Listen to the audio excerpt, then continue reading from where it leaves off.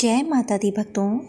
प्यारे भक्तों, इस वीडियो में आप सुन रहे हैं श्रीमद् देवी भागवत के स्कंद 1 के अध्याय 12 को। लेकिन सबसे पहले स्वागत करती हूँ आप सभी का आपके अपने इस चैनल पर और माँ अम्बे से प्रार्थना करती हूँ कि आप पर और आपके पूरे परिवार पर अपनी कृपा बनाए रखें।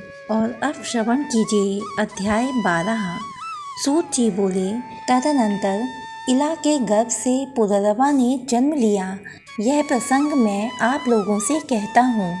वे बुद्ध पुत्र पुररवा बड़े धर्मात्मा, यज्ञ करने वाले एवं दानशील थे। सुद्युम्न नामक एक राजा थे। वे बड़े ही सत्यवादी और जितेंद्रिय थे। एक बार वे सैंधव घोड़े पर आरूढ़ होकर आखेट के लिए वन में गए। उनके साथ कुछ मंत्री भी थे। वे राजा कानों में कमनीय कुंडल पहने हुए थे। आजगव नामक धनुष तथा बाणों से भरा अद्भुत तर्कस धारण करके उस वन में भ्रमण करते हुए रुरु मृग, हिरण, खरगोश, सुअर, गैंडों, गवय, सांभर, भैंसों, वन मुर्गों को मारते हुए तथा यज्ञोपयोगी अनेक वन पशुओं का वध करते हुए राजा सुद्युम्न कुमार नामक वन में प्रविष्ट हुए। वह दिव्य वन सुमेरु पर्वत के निचले भाग में था, जो सुंदर मंदार वृक्षों से सुशोभित था। वहाँ अशोक वृक्ष की लताएं फैली हुई थीं तथा मौलसिरी की सुगंधी उसे सुरभित कर रही थी। वह वन साल, ताड़, तमाल, चंपा, कटहल, आम, कदम्ब और महुए के पेड़ों से सुशोभित था तथा जहाँ तहाँ माधवी लता मंडप के समान छाई हुई थीं। उस वन में दाड़िम, नारियल तथा केले के वृक्ष शोभित हो रहे थे और वह जूही, मालती तथा कुंद की पुष्पित लताओं से चारों ओर से घिरा हुआ था। वहाँ हंस और बतख विचरण कर रहे थे। बाँस एक दूसरे से रगड़ खाने के कारण हवा में मधुर ध्वनि कर रहे थे तथा कहीं भ्रमरों की मधुर गुंजार वन प्रांत को गुंजित कर रही थी। इस प्रकार वह वन सब प्रकार से सुखदायक था। कोयलों की ध्वनि से मंडित तथा पुष्पों से युक्त वृक्षों को देखकर अनुचरों के साथ राजा सुद्युम्न अत्यंत प्रसन्न हुए। राजर्षि सुद्युम्न ने वहां प्रवेश किया और उसी क्षण वे स्त्री के रूप में परिणत हो गए। उनका घोड़ा भी घोड़ी के रूप में हो गया। इससे वे राजा चिंता में पड़ गए। वे मन में सोचने लगे, यह क्या हो गया। चिंता से व्याकुल वे राजा सुद्युम्न बार बार सोचते हुए बहुत दुखी तथा लज्जित हुए। उन्होंने सोचा, अब मैं क्या करूं और स्त्रीत्व भाव से युक्त मैं घर कैसे जाऊं। मैं अब कैसे राज्य संचालन करूंगा। मैं इस प्रकार किससे ठगा गया। ऋषिगण बोले, हे लोमहर्षण सूत जी, आपने यह बड़ी आश्चर्यजनक बात कही है। देवता के समान तेजस्वी राजा सुद्युम्न स्त्रीत्व को प्राप्त हो गए। इसका क्या कारण है, उसे बताइए। उस रमणीय वन में राजा ने कौन सा कार्य किया था। हे सुव्रत, आप विस्तार पूर्वक हमें बताइए। सूत जी बोले, एक समय की बात है। सनकादिक ऋषिगण अपने तेज से 10 दिशाओं को प्रकाशित करते हुए शंकर जी के दर्शन के लिए वहां गए थे। उस समय महादेव शिव पार्वती के साथ विहार कर रहे थे। इसी बीच उन सनकादिक ऋषियों को वहां देखकर पार्वती अत्यंत लज्जित हो गईं। वे अतिमानिनी पार्वती कांपती हुई लज्जित होकर अलग खड़ी हो गईं। सनकादिक मुनि भी शिव एवं पार्वती को विहार करते हुए देखकर वहां से तत्काल लौटकर नर नारायण के आश्रम में चले गए। भगवान शिव अपनी प्रिय पत्नी को लज्जित देखकर कहने लगे, तुम इस प्रकार लज्जित क्यों हो रही हो। तुम्हारे सुख का उपाय मैं अभी करता हूँ। हे वरानने, आज से जो कोई भी पुरुष इस वन में भूल से भी आएगा वह स्त्री हो जाएगा। उन शिव जी ने वन को ऐसा श्राप दे दिया है, इसे जो लोग जानते हैं वे उस दोषपूर्ण वन का पूर्णतः परित्याग कर देते हैं। वे सुद्युम्न भी अज्ञानवश सचिवों के साथ उस वन में चले गए, जिससे वे अपने सचिव आदि सहित स्त्री हो गए। इसमें शंका का कोई कारण नहीं है, चिंताकुल होने के कारण राजा सुद्युम्न लज्जावश घर नहीं गए और उस वन प्रदेश से बाहर इधर उधर घूमने लगे। स्त्रीत्व प्राप्त होने पर उन महात्मा का नाम इला पड़ गया। इस प्रकार स्त्री रूप में घूमते हुए एक दिन चंद्रमा के युवा पुत्र बुध से उनकी भेंट हो गई। अनेक स्त्रियों के साथ भ्रमण करती हुई उस हाव भावमयी युवती रमणी को देखकर चंद्रमा के पुत्र भगवान बुद्ध उस पर मोहित हो गए। वह रमणी भी उन चंद्रपुत्र बुद्ध को अपना पति बनाने के लिए आकुल हो उठी। इस प्रकार परस्पर अनुराग के कारण कुछ दिनों में उन दोनों का संयोग हो गया। उस चंद्रमा पुत्र बुद्ध ने इला के गर्भ से पुररवा नामक श्रेष्ठ चक्रवर्ती पुत्र को उत्पन्न किया। पुत्र को जन्म देकर वह इला वन में ही रहने लगी तथा चिंतातुर हो उसने अपने कुलाचार्य मुनि श्रेष्ठ वशिष्ठ का स्मरण किया। इला के स्मरण करते ही वशिष्ठ जी वहां आए। सुद्युम्न की यह दशा देखकर उन्हें बड़ी दया आई। तब उन्होंने समस्त लोक का कल्याण करने वाले महादेव शिव को प्रसन्न किया। वशिष्ठ जी पर प्रसन्न होकर भगवान शंकर ने उन्हें मनोभिलाषित वर प्रदान किया। वशिष्ठ जी ने प्रिय राजा सुद्युम्न के पुनः पुरुष होने के लिए प्रार्थना की। शिव जी ने अपना वचन सत्य करते हुए कहा, हे ऋषि, आज से राजा सुद्युम्न 1 मास पुरुष और 1 मास स्त्री बने रहेंगे।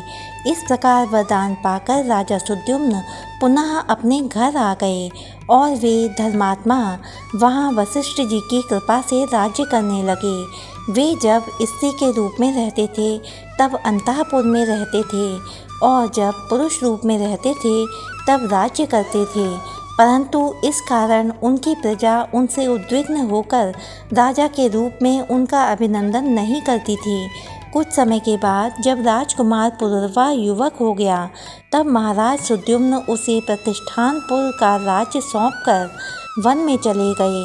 अनेक प्रकार के वृक्षों से सुंदर लगने वाले उस वन में रहते हुए राजा सुद्युम्न ने देवर्षि नारद जी से सर्वोत्तम नवाक्षर अर्थात नवार्ण मंत्र की दीक्षा ली और अत्यंत श्रद्धा भक्ति के साथ मन लगाकर वे उस मंत्र का जप करने लगे।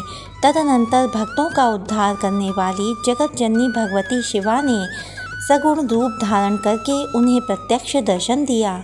उस समय मनोरम तथा दिव्य स्वरूप वाली भगवती सिंह पर सवार होकर उनके समक्ष खड़ी हो गई। उनके नेत्र मद से परिपूर्ण थे। ऐसी दिव्य रूप धारिणी श्री दुर्गा देवी को अपने सामने देखकर स्नेह भरे नेत्र वाले इला रूपी राजा सुद्युम्न प्रेम पूर्वक सिर नवाकर उनकी स्तुति करने लगे।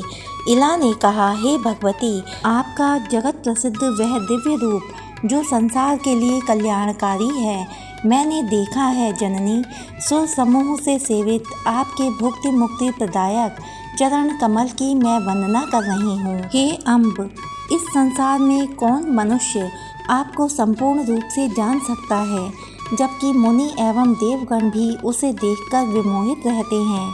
हे देवी, आपके संपूर्ण ऐश्वर्य तथा मुझ जैसी अकिंचन पर दया, यह सब देखकर मुझे आश्चर्य हो रहा है। हे माता, जब शिव, विष्णु, ब्रह्मा, इंद्र, सूर्य, कुबेर, अग्नि, वरुण, वायु, चंद्रमा और अष्टवसु भी आपके प्रभाव को नहीं जानते हैं, तब भला गुण रहित मनुष्य आपके गुणों को कैसे जान सकता है। हे अम्ब, यद्यपि परम तेजस्वी भगवान विष्णु आपको समुद्र से उत्पन्न सब प्रकार के मनोरथों को सिद्ध करने वाली साक्षात सात्विकी शक्ति स्वरूपा लक्ष्मी के रूप में समझते हैं, ब्रह्मा भी आपको राजसी शक्ति स्वरूपा सरस्वती तथा शिव जी आपको तामसी शक्ति स्वरूपा महाकाली के रूप में जानते हैं, तथापि हे अंबिके, वे भी आपकी निर्गुणात्मिका दिव्य शक्ति को भली भांति नहीं जानते। हे भवानी, कहाँ तो अत्यंत मंद बुद्धि मैं और कहाँ अमित महिमाशाली तथा अमोघ प्रभाव वाला मुझ पर आपका अनुग्रह है। मैं आपके कारुणिक चरित्र को जानती हूँ, जो कि आप भक्ति भाव युक्त सेवकों पर सर्वदा दया करती हैं।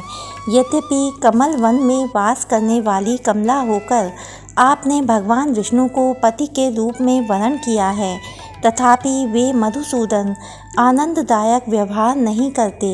वे आदि पुरुष विष्णु आदि शक्ति स्वरूपा आपके पवित्र हाथों से अपना पाद संवाहन कराकर अपने चरणों को शुभ तथा पवित्र करते हैं।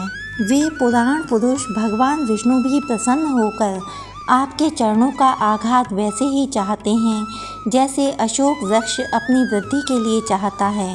हे सुंदर चरित्र वाली देवी, आप विष्णु के विशाल, शांत एवं भूषणों से विभूषित वक्ष स्थल रूपी शैया पर सर्वदा निवास करती हैं। उस पर ऐसा जान पड़ता है मानो सुंदर श्याम मेघ में बिजली जगदीश्वर होते हुए भी क्या चमक रही हो, तब आपके वाहन नहीं बन जाते। हे अम्ब, यदि क्रोधित होकर आप उनको त्याग दें तो वे भगवान विष्णु अपूजित और शक्तिहीन होकर कुछ नहीं कर पाएंगे, क्योंकि लोक में देखा जाता है कि श्रीहीन, गुण रहित तथा उदासीन पुरुष को उनके कुटुंबी जन भी त्याग देते हैं।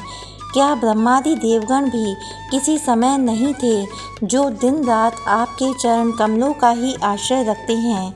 मैं तो मानती हूँ कि आपने ही उन्हें पुरुषत्व प्रदान किया था। अतः हे अनंत पराक्रमशालिनी, मैं आपकी शक्ति का क्या वर्णन कर सकती हूँ। आप न तो स्त्री हैं न पुरुष, न निर्गुण हैं न सगुण, ऐसी मेरी धारणा है। अतः आप जैसी भी हो, उन आपको मैं भक्तिपूर्वक बार बार प्रणाम करती हूँ। आप माता से मैं यही प्रार्थना करती हूँ कि आप में मेरी अचल भक्ति बनी रहे। सूत जी बोले। इस प्रकार स्तुति करके राजा सुद्युम्न उनके शरणागत हुए और भगवती ने भी अत्यंत संतुष्ट होकर उन्हें अपने सायुज्य मुक्ति प्रदान की। तब उन देवी की कृपा से सुद्युम्न ने मुनियों के लिए भी अति दुर्लभ शाश्वत परम पद प्राप्त किया। प्यारे भक्तों, वीडियो में अंत तक बने रहने के लिए आपका बहुत बहुत धन्यवाद।